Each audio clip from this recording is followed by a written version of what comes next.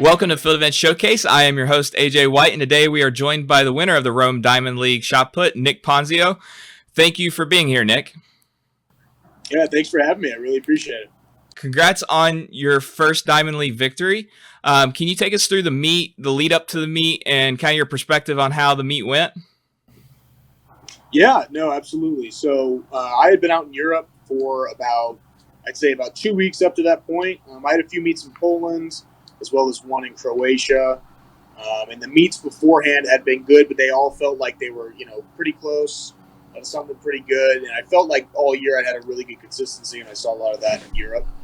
So going into the Rome Diamond League, I knew that if I could produce around where I've been all year, I knew that I would be in contention, especially with being later in the year. I went out there and I opened up pretty big, pretty early. I think I threw a 2090 first throw, and then 2109 on the second one, and then nobody really could reproduce, and I was kind of really trying to keep the momentum going because I knew that probably one of the guys like Leonardo Fabri and Peyton Oderdahl, who's another American compatriot right now, I knew they had something big in them, so I knew I thought I had at least to throw something farther, but luckily enough that second throw was good enough to take the victory, and for me it was something that was really important.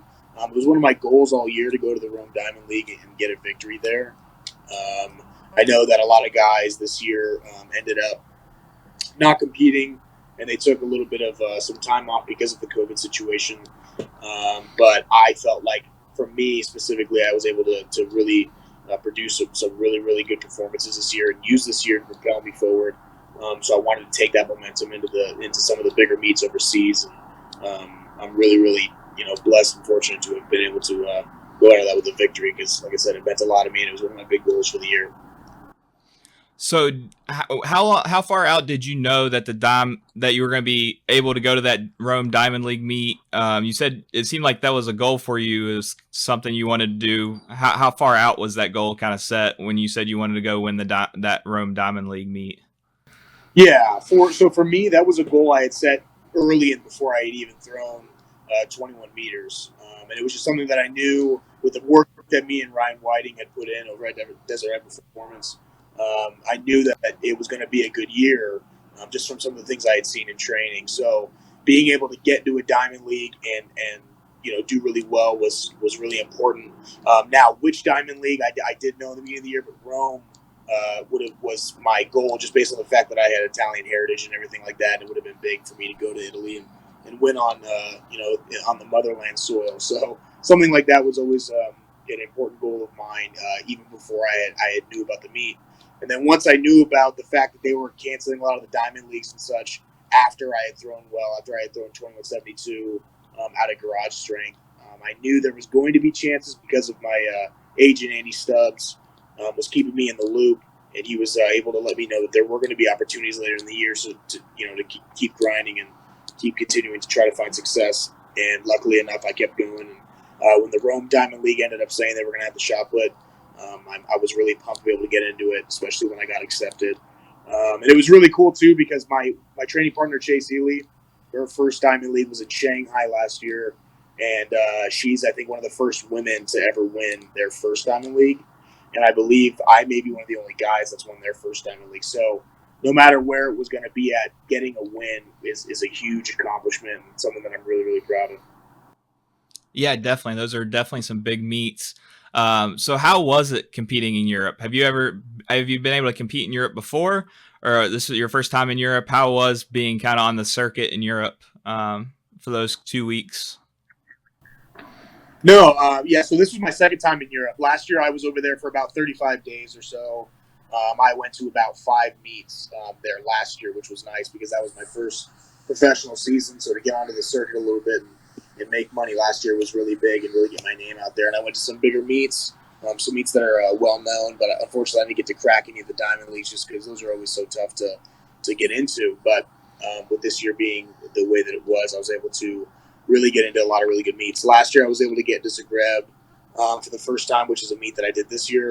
And then I was also able to do a few in Germany as well as the Czech Republic and stuff. So I had been over there and I knew what to expect. And I think that's kind of why I did a lot better this year than I did last year in Europe, because last year Europe was one of those things where it's kind of a daunting sort of task when I went over there.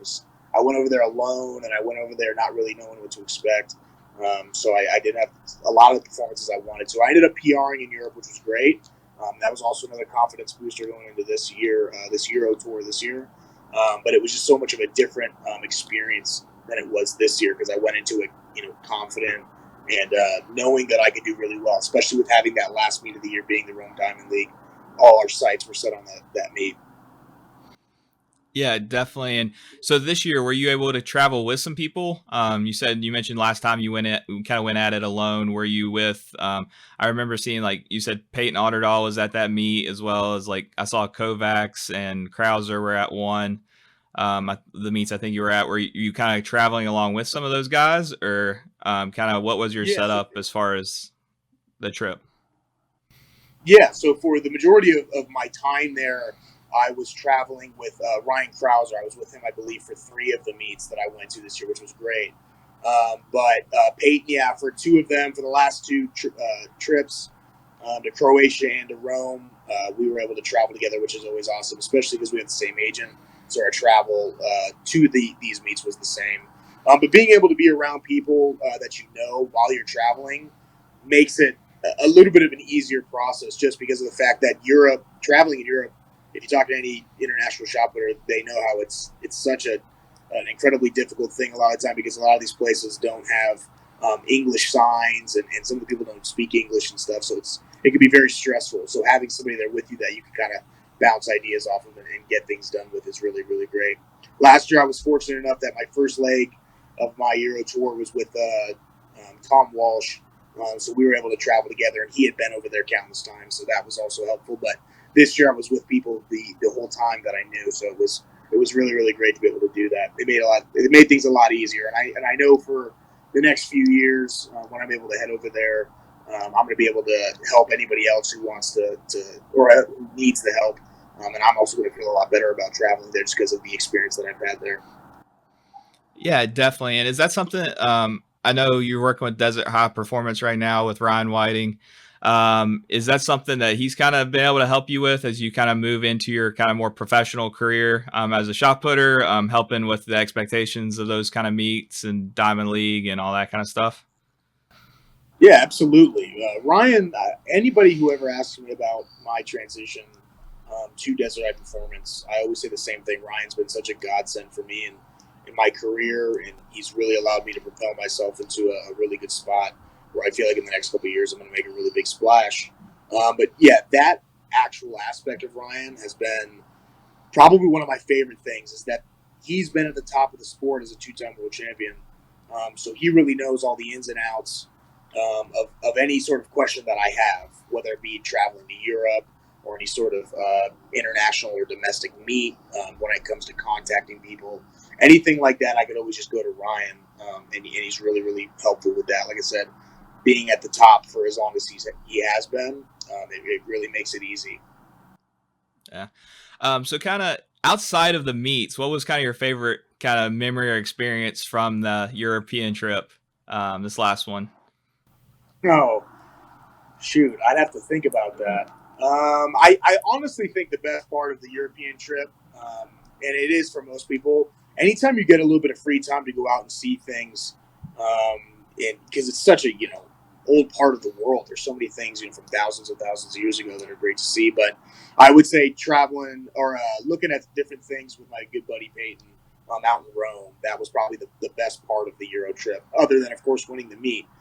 Seeing the Colosseum, the Pantheon, the Trevi Fountain, being able to see these things in my family's the country that my family comes from was a really, really cool opportunity. Gotcha. Are your parents from Italy? Like how many generations No, back is kind of like it's your my great heritage? grandparents. Great grandparents? Yeah, it's my great grandparents on both sides. Oh, on both sides. Gotcha. So yeah, definitely a link there. So kind of transitioning a little bit. I want to kind of take a step back to like 2018. You just finished your collegiate career at USC with like a personal best of 1962. Can you take us through the time from finishing college, deciding you want to continue throwing, and then to now where you're working with Desert High Performance? Just kind of that whole transition, and how'd you end up finding this kind of good setup that you have right now for training? Yeah, yeah, absolutely, absolutely. That's sort of the big thing that a lot of people want to know about when it comes to my journey. So out of college, I just felt like because my collegiate PR, I believe, as a freshman, I think was like 1956, and then when I left college, I threw 1962 as a senior. So I always felt like I had a lot more in me that I was able to show while I was in college. So when I left college, I had always had plans on trying to continue for at least, through the Olympic year, at least through 2020. And like I said, I've always had a lot of confidence and motivation inward. So I have intrinsic motivation to continue and try to be the best that I can be. And so I continued to seek what I thought was probably the best thing for me out of college, because I had so much, of this, like, I guess I used to say motivation, this pent up motivation that I grew from college. I decided to go back to the coach that I had in high school. His name's Eric Johnson at Arete Throws Nation, and a lot of people know that guy's name because of what he does when it comes to a developmental standpoint. But for me, it ended up just not being the situation for me, and it ended up not being the situation that I think is best for a lot of professional athletes. So I decided to leave after about, I want to say, 5 months of working with Eric. And at that point, I was at a pretty low point when it comes to deciding whether or not to seek another coach or to possibly even move on. And luckily enough, there were a few coaches that I wanted to go to, but luckily enough, Ryan was right there in Phoenix, and I actually lived in Tempe at the time, so it wasn't too far.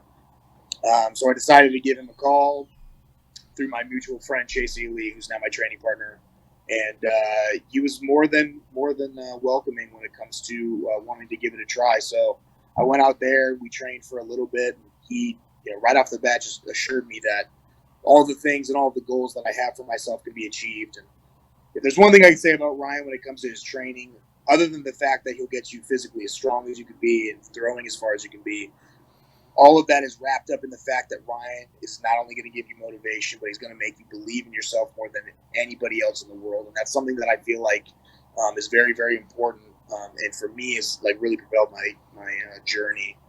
Is just being super confident in who I am and knowing my self-worth. And so that's been the biggest thing that was the biggest thing I saw transitioning from Arete to Ryan, was the fact that I just felt like I was like, I finally feel like I'm in a situation where I can finally do it. And it from there just blossomed, with Ryan. I started to see, tremendous sort of leaps, especially in training right away. And I've always been a strong guy in the weight room, and even with Ryan, there were so many things that I neglected that made my strength numbers go through the roof. So he just made me such an all-around, I should say more well-rounded athlete, rather than just a good thrower. There's so many different planes and movements that we've been able to work on outside of just throwing in the ring that has made me really good, as well as really athletic in this endeavor. And then, of course, all of the coaching that he's given me in the ring has also been extremely, extremely beneficial. Yeah, I mean, I was looking at kind of through your numbers. I was trying to come up with some sort of comparison. Like you've had a really kind of crazy year, kind of going from Yeah, 2070 range once or twice to throwing 2172. And the only thing I could think of was like Nelson in like 99 2000, like going like yeah, 5 feet better in a short time span. Like what for people that don't know, once you get to like a certain level, it's pretty hard to keep improving. And the fact that you were able to break through so quickly. So I guess my kind of question on that is, so you just kind of found the right fit, and then everything kind of took off. yeah. Ron, the coaching, like everything just seemed to click this year. Yeah. It was like, a lot of the training we had last year, I saw remnants of things to come for this year. And I was able to, like I said, PR overseas, and you had mentioned the 2073, I believe my PR was. Last year I threw it in Greece. And at the end of last year, I felt great to be able to do that and perform well on the European stage, but I still felt like I underperformed based on what we had seen in training. So going into this year, our mindset was let's buckle down and finally find these things that we know you can do. And this year was such a breakout year, and I did so well compared to last year. But I still have that little bit of disappointment because we've seen 22 meters in training before, and I wanted to try to get that out before the year was over. But you can only get so much development in such a short amount of time. So for me, this has always been kind of a patience game and a long sort of term journey. So for me, I've always been been able to sit back and realize that something like that's going to come. I just need to be able to do it in the right situation. And patience hasn't always been my strongest suit. If anybody knows me personally, they know how sort of aggressive and want it now attitude I have. So something like that has also been ingrained through Ryan's not only friendship but mentorship, and that's become one of my strongest sort of traits. But something like that big leap was definitely based on the fact that we were just able to, really refine really small things and be able to really do the things that we, like I said, saw last year. Yeah, and that's one thing I was kind of curious how you would do after you hit that 2172, but like you've backed it up like I don't know how many times now with multiple 21s. So you're definitely feeling like 22's there right now then from what you kind of Yeah, said I mean, like I had I think 15 meets over 21. I had the other meets I had a 2161 meet, I had a 2147, a 2132, I believe, and I want to say a 2129, the one that I did in Pennsylvania when you guys were there. So I had about almost 5 meets around 70 feet, which was really nice. But yeah, the 15 meets over 21 was great. For a guy like me, my performances, I always know that if I'm around a certain mark for a long period of time, like 15 meets over 21, I know that there's a big bump coming. I had a really big foul in Rome on my last throw that I, of course, as most throwers do, mistakenly watched. But yeah, I know that being around a certain mark and being super consistent is only going to allow a really, really big throw to come. And I'm so motivated and so really ready for next year to come around because with the work we're going to do in the offseason, I think something really special is going to come. I feel it. That's exciting. So we covered kind of a lot of throwing stuff today. I had one last question. The Fanny Pack, like where did that kind of come from? I'm sure some people are kind of wondering that. So I actually haven't heard you explain this before, but kind of what's the story Yeah. behind the Fanny Pack? Yeah. So that's been, a lot of times I think people kind of, I was talking to Ryan about this earlier in the year, and a lot of people kind of become sort of like a gray blob scenario, and they all kind of look the same and all these things. And people don't make like a brand for themselves. And in this day and age, making your own brand and being able to sort of like own that brand is really, really important. And so for me, I've always been one to be a little bit of an older head, and I kind of have an old soul. And so for me, I've always been into like fanny packs and the mullets and everything like that. So I've always kind of rocked those, and I always had an idea for some sort of pouch for chalk. And a lot of people use like rock climbing pouches and certain things, but I thought it'd be hilarious to try out a fanny pack and put chalk in it because that's mainly what I put in there. I just put chalk, and I also store my roof wrap in there, but. I gave it a shot with I went and bought like a really generic, really cheap fanny pack. And it was okay. It was kind of really close to the body, so it didn't really have like a pouch. So it didn't really make much sense to use that.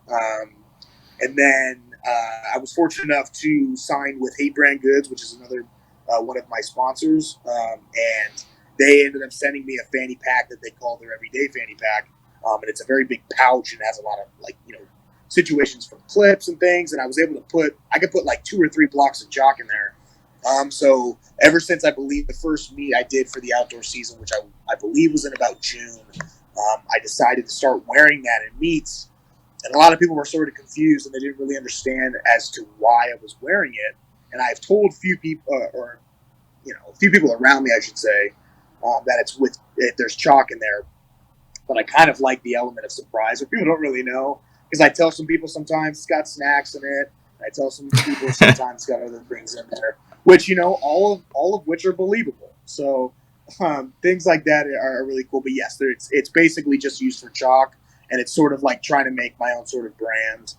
I also kind of wear funky socks too, which is something that a lot of people don't do. A lot of people, when they're kids and stuff, they're by their sponsors, they're given certain socks, which I do too. I wear my sponsor socks as well, but every once in a while, I'll throw a funky pair of socks on too. I just try to make myself a little bit more vibrant, like my character, and just kind of like show everybody out there in any sort of athletic endeavor or anything in my life that a lot of my funny character can bleed in for sure. Yeah, that sounds good, and it definitely sounds like something like definitely a sport needs. Like you got to have the personalities and all that kind of stuff. So it's good that you're thinking that way. Like you got to be memorable, as well as throw far. So, and Yeah, I I mean, remember, you see so many guys. You see guys out there with like Hoffa back in the day was the masked thrower, I believe, because he used to wear like luchador masks. And I remember Nelson for a period of time. I think after he left Nike, was wearing like shirts that say like space for rent. And at least my mom loves me on like big stages. So somebody like myself, like you said, who's got sort of a personality that's a little bit larger than life, wearing funky things that people think are either ridiculous or something like that. That's kind of totally down my alley. that sounds cool. I just had to ask. I knew that was something that I've been curious about. Like I figured it was chalk, but I just didn't know how that started. Yeah. Um, Yeah. well, thank you for taking the time to kind of speak with us today, Nick. Do you have anybody you would like to shout out, or where can people find you?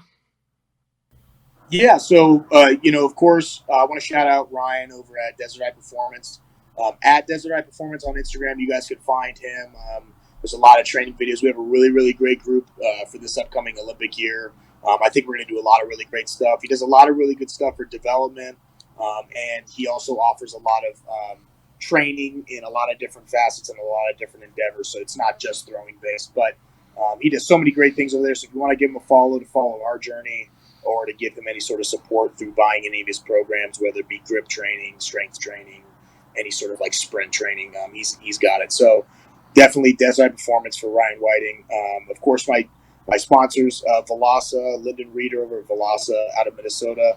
Want to give him a shout out for all the support he's given me since coming out of college, as a guy who was eager and inspired to be where I'm at now. And also Matt Vincent over at Hate Brand Goods. Both those guys have given me so much support, especially recently, and have allowed me to really achieve my dreams and move forward into achieving the dreams that I have for myself moving forward. And everybody else that's definitely giving me any sort of support and really enjoying what I'm doing. I really want to give them a shout out too, because in this sport it's such an individual thing. It's always really great to have people back you and things like that. And of course, I also want to give a shout out to people that don't like what I'm doing, because they also motivate me as well. But yeah, you could find me. You could find me at Chubby Diamonds on Instagram. I don't really have any other form of social media other than that, because I really try to make that my main platform, and that right now is one of the most popular. So yeah, Chubby Diamonds on Instagram. I put a lot of funny content out there. Everybody tries to make their stuff so professional, and I do too. Sometimes, but my main thing is to try to get people to laugh and be a little bit facetious in this very serious sport. So Chubby Diamonds on Instagram, you guys can find me out. Thank you for watching this FES check-in. Make sure to subscribe and hit the notification bell for updates on future content. Let me know who you would like to be interviewed next in the comments section below. And as always, let's grow the sport together.